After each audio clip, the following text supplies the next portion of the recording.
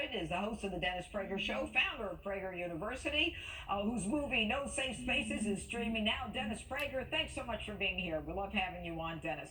Okay, so you say, and you've written an article where you say the lockdown is not only a mistake, but you say it's possibly the biggest mistake the world has made. Why? And I wrote that a few weeks ago. Now I'm more certain than ever.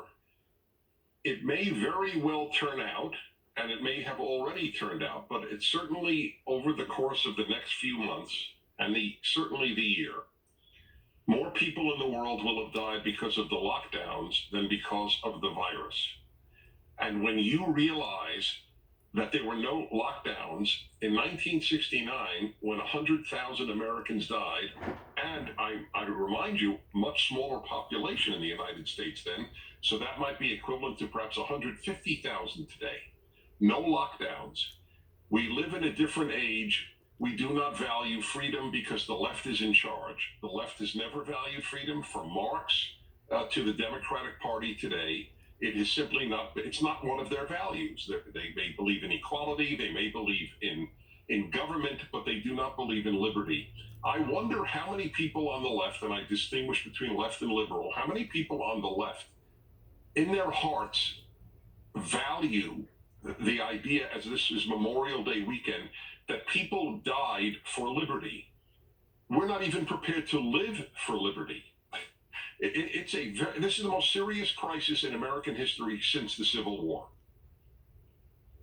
Well, Dennis, there are many people who say, that this is a civil war and it's getting worse and worse. People may be not raising arms, but this is as pretty much as divided as it gets, where people for the first time are feeling that these people that we've elected in government, who have no experience in science and have no experience with anything like a pandemic, are deciding rules that are nonsensical. So you've got this Whitmer governor in Michigan who says, you can go to Home Depot, but you better not go to church. And all of these places telling people you can't. It's almost like religion is under attack.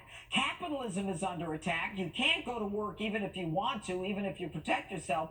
What is their end game here?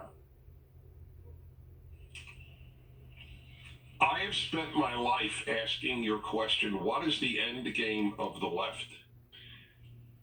Part of the answer lies in something Barack Obama said in 2008 at a rally. Remember, he was elected in 2008. And he said, right, we are 5 days away from fundamentally transforming the United States of America. Joe Biden just said that about a week or two ago, that if I'm elected, we will transform the United States of America. The left wants to transform the United States of America. The right thinks we should only improve it. This transformative idea, this utopian ideal, is the essence of leftism.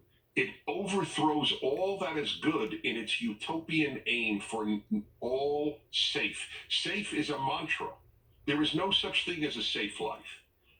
There is safety in the grave. There is no safe in this life. That is the way it is. If you get married, it's not safe. If you have children, it's not safe.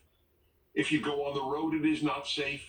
And that, by the way, is part of the reason a lot of left-wing kids don't get married and don't have children. It's not safe.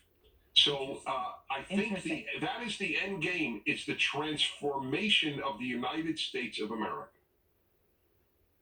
All right, and let's assume that if Nancy Pelosi has her way with this new $3.3 trillion bill that just passed the House and is now in the Senate, she is interested in just printing money ad infinitum so that, people just stay home and not go to work. I mean, the incentive that they're creating with unemployment, and then people now, some of them actually who are willing to do so, working, in homes and under the table, are making more under this kind of totalitarian regime than they could if businesses opened up. They're creating all kinds of incentives for things that are not part of the capitalist system that we belong to. Well, that's right. Well, look, they don't. The Democratic Party is no longer liberal. it is leftist. And one of the distinguishing distinctions between left and liberal is the attitude toward the free market. The left has never embraced it, and liberals always embraced it. So there's one other thing that you said that I smiled when you said it. A distinguishing feature between conservative and left is the moment I hear somebody ask the question you asked, gee, what are the consequences? I know I'm talking to a conservative. There is no asking on the left, gee, what are the consequences? What are the consequences of closing down the economy of the world? And by the way, it was also done by non-leftists. I fully acknowledge. And a liberal regime in Sweden did not do it. I never thought I would say God bless Sweden, but I do now. Yes. Sweden, if there is a second wave, will be the most prepared society for a second wave in the world. And how do you think this ends? I've only got 10 seconds. And when is this going to be over? Yes. It's not going to be over. Once you get away with authoritarian practices, they will be repeated. This is a dress rehearsal for a police state in the name of global warming. Wow.